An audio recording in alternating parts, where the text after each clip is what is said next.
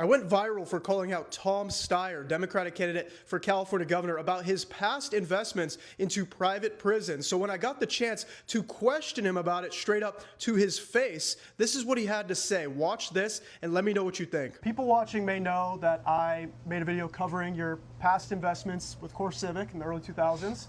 I want to give you a moment to address that and talk about what you would do differently as governor, and what is your current stance on ICE, and how can we actually solve that issue in California? Sure. So let me say this, and I've said this a number of times, and it's been true every time. We made a lot of investments, and that was a pure mistake. It was wrong. I didn't understand it. I figured it out, and over 20 years ago, it was a public stock, and we sold it. But it wasn't just that. It wasn't just a mistake. I'm not just saying that. It also was a wake-up call to reevaluate my whole life.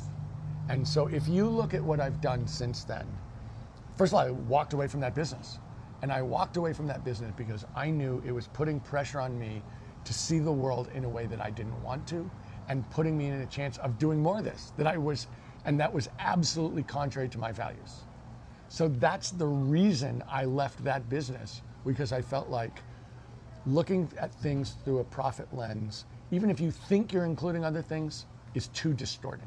And I felt like, no, I want to give back to the state of California. So what have I done? Well, first of all, we have pushed really hard. Don't forget, in those days, we were coming out a period of mass incarceration. The California Department of Corrections didn't include the word rehabilitation. We have pushed hard for the last 20 years for rehabilitation, for treatment, to replace mass incarceration. In fact, I have been endorsed by Smart Justice, which is the organization in California that is pushing for rehabilitation and treatment and to get rid of mass incarceration. They endorsed me because I have a long history of pushing for every one of the progressive things since.